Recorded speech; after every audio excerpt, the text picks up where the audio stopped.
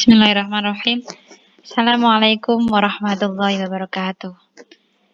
Rabbi shrah li sadri wa yassir li amri wahlul 'uqdatam min lisani yafqahu qawli. Nah, sebelum kita belajar hari ini, alangkah lebih baiknya kita berdoa dulu ya. Tadi Bu Rika sudah berdoa, anak-anak dilanjut ya di rumah silakan berdoa. Berdoa masing-masing. Sudah hafal kan? Raditu billahi robba sampai seterusnya itu ya. Jangan lupa bahagia hari ini. Jangan lupa bersyukur. Nah, oke. Bismillah. Hari ini kita belajar tema 1, subtema 3, muatan PKN.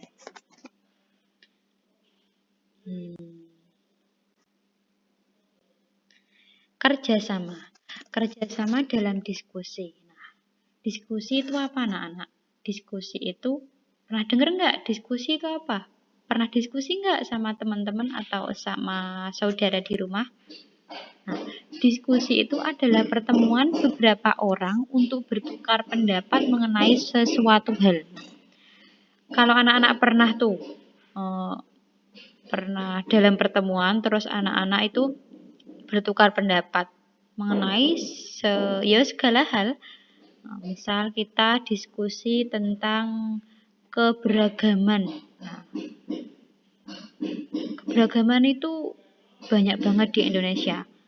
Ada keberagaman budaya, bahasa, rumah adat, dan lain sebagainya. Itu didiskusikan bareng-bareng dengan beberapa orang. Itu namanya diskusi ya. Nah, diskusi ini merupakan salah satu bentuk kerjasama. Nah, dalam berdiskusi kita harus menghormati pendapat orang lain. Nah, misal Bu Rika pendapatnya seperti ini, kemudian anak-anak pendapatnya seperti itu harus bisa menghormati walaupun tidak sependapat, walaupun pendapatnya itu berbeda, itu enggak menjadi masalah ya, harus bisa berlatih menghormati pendapat orang lain walaupun enggak sepihak dengan pendapat kita ya. Karena berbeda itu indah anak-anak ya. Nggak boleh berdebat. Nah, yang kedua, setiap pendapat memiliki kelebihan dan kekurangan. Pasti itu. Ada lebih dan ada kurangnya. Setiap pendapat kita gitu. Nah, yang ketiga, saling menghormati perbedaan pendapat. Nah, pasti itu ya. Hidup di dunia ini itu ya kita tuh harus belajar. Belajar apa anak-anak? Belajar menghormati orang lain.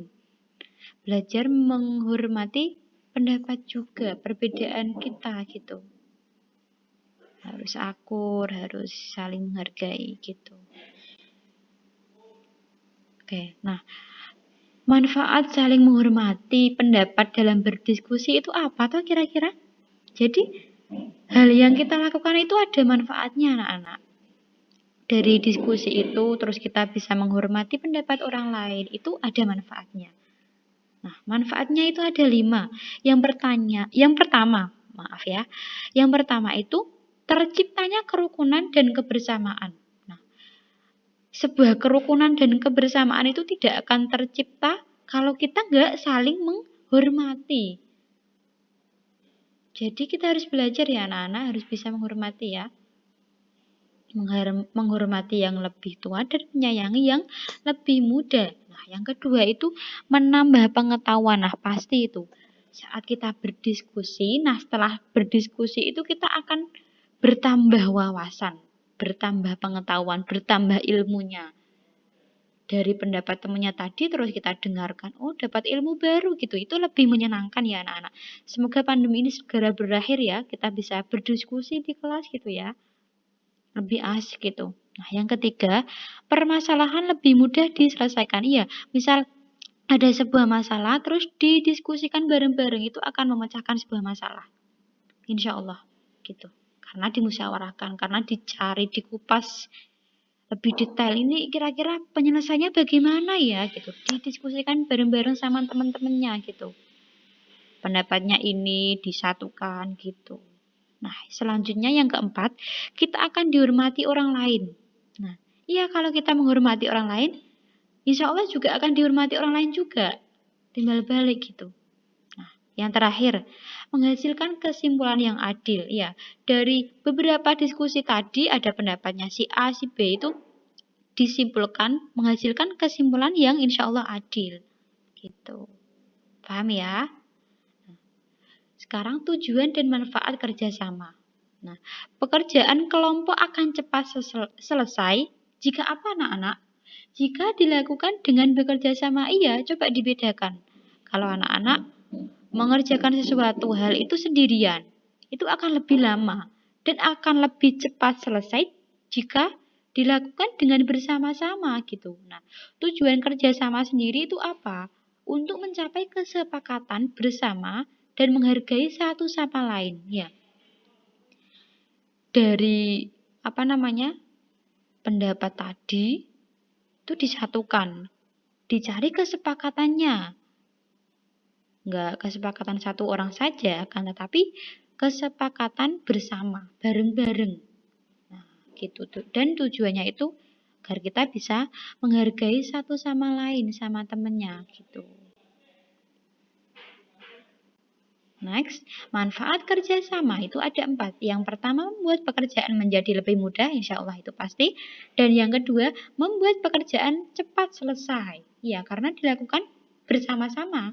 Yang ketiga, menyelesaikan kesulitan bersama. Nah, yang dari sulit itu menjadi lebih mudah gitu. Yang keempat, meningkatkan persatuan dan kesatuan. Oke, keragaman permainan tradisional di Indonesia. Nah, Indonesia itu, negara kita itu sangatlah kaya akan keragaman permainan tradisional. Nah, permainan tradisional ada yang dimainkan perorangan dan ada juga yang dimainkan secara berkelompok. Oke, kita simak ya. Kita bahas bareng-bareng. Permainan tradisional perorangan. Contohnya yang pertama itu engklek. Nah, anak-anak sudah pernah main engklek belum nih? Pasti sudah pernah ya. Nih, gambarnya seperti ini. Ini dari sini ya mainnya. Ini namanya engklek. Nah, yang terakhir di sini. Coba bisa dicoba di rumah ya. Boleh main di depan rumah. Dibuat dulu kotak-kotaknya seperti ini. Ini namanya engklek. Diingat ya, permainan tradisional perorangan yang pertama yaitu engklek. Oke, yang kedua yaitu egrang. Permainan egrang seperti ini anak-anak. Nah, egrang ini dibuat dari apa? Ada yang tahu? Ada yang tahu belum? Nah, permainan egrang ini dibuat dari bambu anak-anak. Nah, ini kan bambu ya. Bisa dibuat di rumah ya, atau mungkin di rumah sudah punya ya. Kemudian dikasih seperti ini, kayu ini. Terus cara memainkannya ya tinggal anak-anak naik terus jalan pelan-pelan. Ini harus bisa menjaga keseimbangan. Jalan pelan-pelan, menjaga keseimbangan, terus ya ini butuh latihan juga, nggak bisa langsung bisa ya. Coba nanti bisa berlatih di rumah ya. Egrang ya yang kedua. Nah, yang ketiga, permainan tradisional perorangan itu main gangsing. Sorry. Main gangsing. Nah, siapa nih yang sering main gangsing seperti ini? Mungkin anak putra ya. Nah, yang keempat yaitu memainkan permainannya apa namanya? Oh iya, layang-layang nih. Mainannya di sawah ya mungkin ya. Oke, sekarang permainan tradisional berkelompok. Yang pertama yaitu benteng-bentengan. Nih. Siapa yang sudah pernah? Nah, yang kedua ular tangga. Nah, dalam permainan kelompok harus bekerja sama agar dapat memenangkan permainan. Iya, harus ada kerja sama antara satu dengan yang lainnya. Oke, sekarang manfaat dari permainan tradisional. Nah, ada manfaatnya kan? Kita bermain gitu ya. Nah, yang pertama itu melestarikan budaya bangsa Indonesia. Kita melestarikan bangsa kita sendiri, budaya bangsa kita. Nah, yang kedua, berolahraga sambil bermain ya. Dari permainan itu kita jadi sehat badannya karena termasuk olahraga. Menyehatkan tubuh dan bermain membuat hati kita senang dan gembira. Nah, yang ketiga melatih kesabaran. Misalnya bermain secara bergantian, iya. Contohnya tadi yang bermain apa tadi? Bukan egrang juga bisa. Engklek tadi ya bisa ya. Itu kan permainannya bergantian ya. Temennya satu main dulu, habis itu kan menunggu tuh. Itu melatih apa anak-anak? Melatih kesabaran kita karena mainnya bergantian gitu. Yang keempat, melatih bekerja sama saat bermain secara berkelompok gitu. Nah, yang terakhir, bersikap sportif. Sportif itu apa, Brika? Nah, sportif itu lapang dada saat kalah bermain. Jadi, menang atau kalah itu sudah biasa. Dan yang menang itu juga tidak sombong gitu. Dan tidak bermain curang, harus jujur. Kalau kalah ya kalah. Berlatih seperti itu ya. Anak-anak kelas 4 hebat, insya Allah.